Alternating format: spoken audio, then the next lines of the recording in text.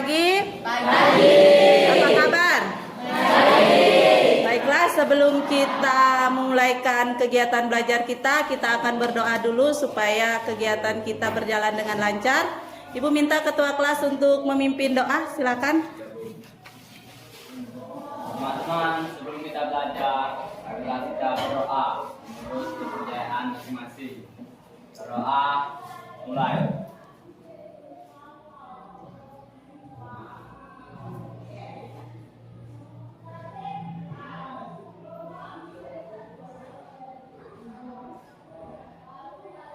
Doa selesai.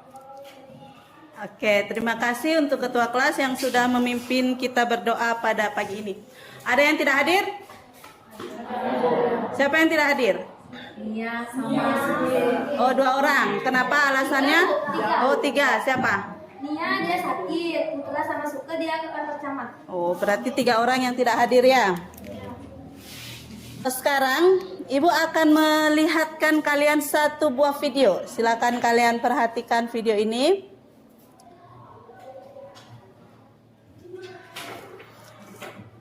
Kalian perhatikan baik-baik, kira-kira di video itu ada apa? Videonya enggak panjang ya, pendek aja. Oke, dari video itu, kira-kira apa yang kalian lihat? Apa? Mobil. Apa lagi? Jalan. Apa lagi? Pohon. Mobilnya bagaimana di situ? Bergerak. Bergeraknya bagaimana? Bergeraknya lurus. Terus apa lagi kira-kira? Ada enggak mobilnya bergerak misalnya cepat lagi, lambat lagi, cepat lagi, lambat lagi, ada enggak? Ada enggak? Ayo coba perhatikan ulang. Maksudnya Ibu, tiba-tiba dia ngebut, tiba-tiba dia lambat, ada enggak mobilnya begitu tadi? Enggak ada ya. Semuanya itu gerakannya sama, cepat terus kan? Tidak ada yang berubah kecepatannya. Maksudnya Ibu, tidak ada yang ngerem, berhenti, habis itu jalan lagi. Enggak kan? Tapi dia selalu bergerak dengan kecepatan yang sama. Tiap mobil itu bergerak dengan kecepatan yang sama. Hari ini kita akan membahas satu di antaranya, yaitu gerak lurus beraturan. Di mana tujuan pembelajaran kita saat ini yang kita akan bahas itu adalah menjelaskan pengertian tentang gerak lurus beraturan. Supaya kalian tahu apa sih itu gerak lurus beraturan.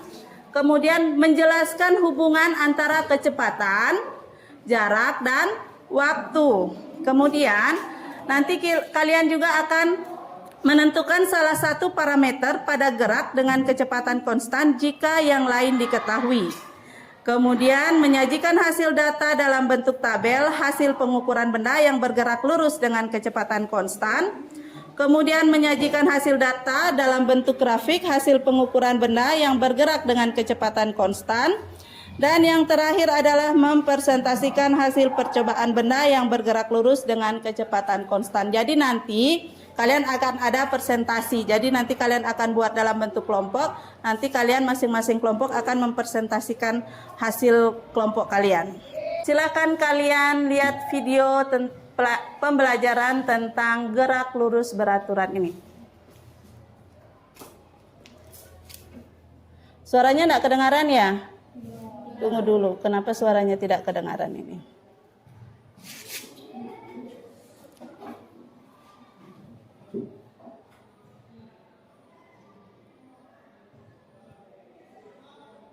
Oke, Ibu jelaskan aja ya. Jadi di sini ada mobil. Dia yang satu ini dia bergerak di tikungan. Lihat. Jadi ada mobil berjalan di tikungan. Di kebun kopi kan sering kalian begini kan? Kalau kita mau ke Palu itu jalannya belok-belok gitu. Terus ada satu mobil yang bergerak di jalan yang lurus. Yang tadi berbelok-belok, yang satu bergerak di jalan lurus. Menurut kalian kira-kira apakah kedua benda atau kedua mobil ini bergerak melalui apa? Bergerak dengan gerak GLB ataukah berbeda? Berbeda. Kalau yang berbelok-belok dia bergerak secara apa namanya? GLBB. Kalau yang bergerak di jalan lurus GLB. Baik. Jadi kalian sudah bisa membedakan ya mana GLB dengan GLBB. Untuk rumusnya atau hubungan antara kecepatan, jarak, dan waktu itu dirumuskan dengan V sama dengan S per T. Ini materi yang kalian sudah dapat di SMP. Untuk grafik gerak lurus beraturan, kita mengenal dua grafik pada gerak lurus beraturan. Yang pertama itu adalah gerak kecepatan terhadap waktu dan grafik jarak terhadap waktu.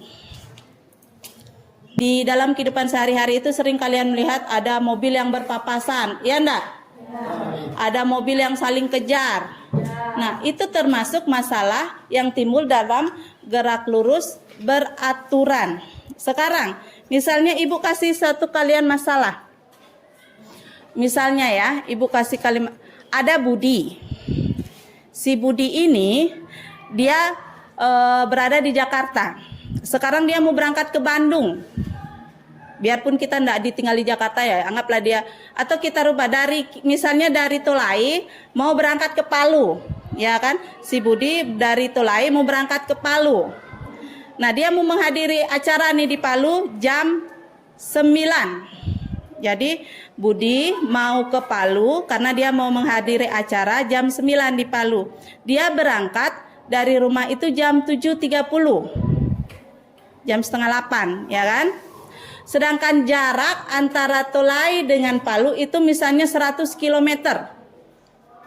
Kira-kira si Budi itu terlambat, tepat waktu, atau kecepatan tidak sampai di Palu?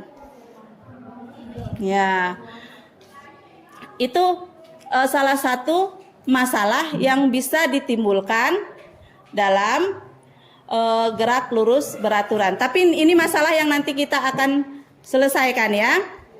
Tapi sebelumnya kita akan simpan dulu masalah ini, kita akan bahas di belakang. Sekarang silakan kalian duduk dalam kelompok dulu. Cari kelompoknya. Sudah terbagi kelompoknya? Ya, silakan duduk dalam kelompok, cari kelompoknya. LKPD-nya ibu bagikan. Nanti di situ di LKPD itu sudah ada apa yang harus kalian buat. Tolong kasih ke belakang. Satu kelompok satu.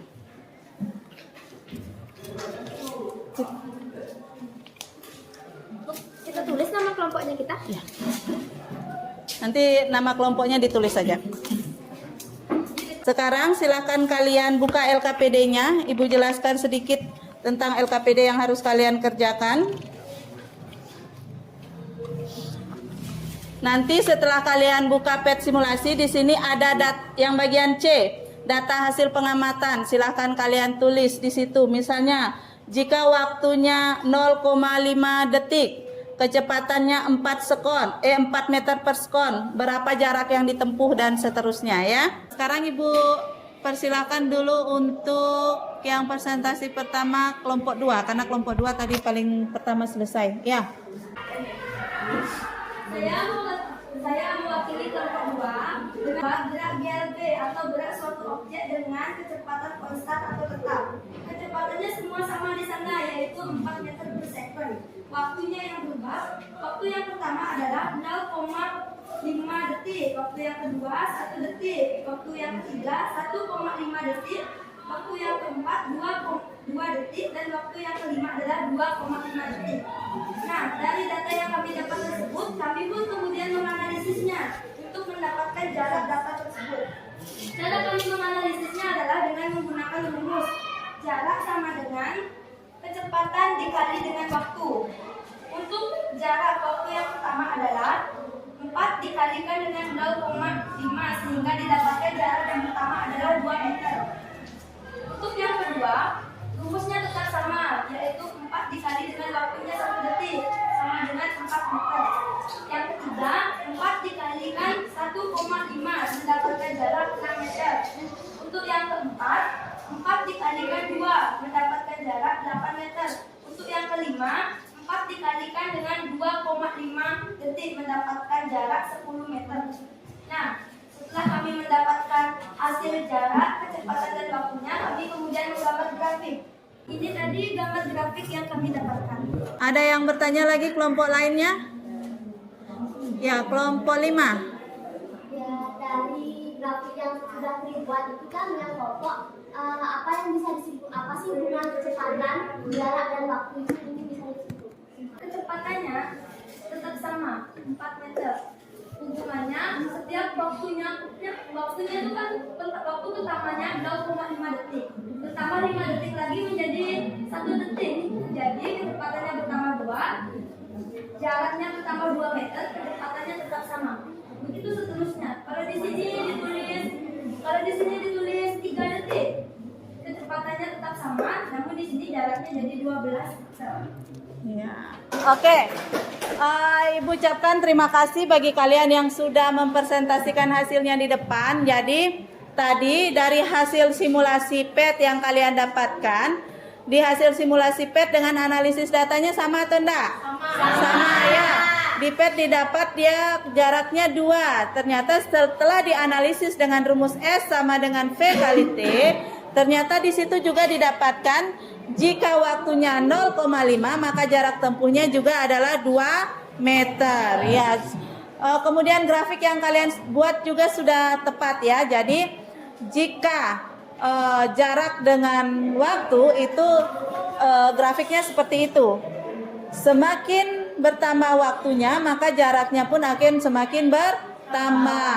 Seperti ada yang dijelaskan tadi kelompok berapa menyatakan bahwa kalau dia jaraknya pendek maka waktu yang diperlukan pun akan semakin sedikit ya kan. Dari kelompok berapa tadi itu yang ya dari kelompok 5. Kita kembali ke permasalahan yang di awal tadi. Ini Budi berangkat dari Jakarta ke Bogor pukul 7.30 untuk menghadiri sebuah acara pada pukul 9. Jika jarak Jakarta ke Bogor itu 100 km, jarak tersebut ditempuh Budi dengan bersepeda motor dengan kecepatan 40 km per jam. Ini ada ilustrasinya di bawah. Pukul berapa Budi tiba di Bogor? Kira-kira apakah Budi terlambat nggak sampai di acara? Ataukah dia tepat waktu pas dia sampai di Bogor jam 9? Ataukah kecepatan? Nah, terlambat. Kenapa bisa terlambat? Dapatnya dari mana? Dapatnya karena itu kan 40 km per jam. Nah, waktu yang diperlukan untuk mencapai jarak 100 km itu adalah 2 jam setengah atau 150 menit. Sedangkan waktu yang tersedia dari jam kan hanya 1,5 jam. Ya. Atau 90 menit. Tadi Ibu sudah mengirim link untuk evaluasi. Silakan kalian buka linknya lewat Google Form. Silakan kalian kerjakan itu, kalian jawab, kalian kerjakan apa yang ada di Google Form. Jadi dari analisis ini Ibu dapat simpulkan bahwa di sini banyak yang masih terkendala di soal nomor 3. Yang untuk nomor 1, 2, 4 dan 5 tidak ada masalah. Jadi yang hanya terkendala di sini di soal nomor 3. Jadi dari hasil yang sudah didapat di sini, Ibu bisa simpulkan bahwa kalian sudah tuntas untuk menyelesaikan pembelajaran ini, walaupun di soal nomor 3 masih ada yang kurang tepat jawabannya ya. Oke, untuk mengakhiri kegiatan kita, Ibu minta wakil ketua kelasnya mana? Wakil ketua kelas. Oke, wakil ketua kelas kita minta memimpin doa dulu. Kita selesaikan kegiatan kita hari ini.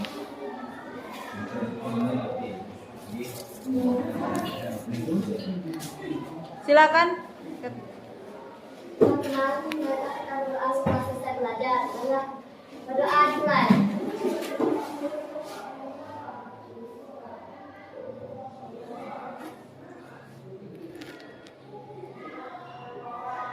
Berdoa selesai. Baik, diucapkan terima kasih dan kita bertemu lagi 2 minggu lagi dengan materi yang baru. Selamat siang.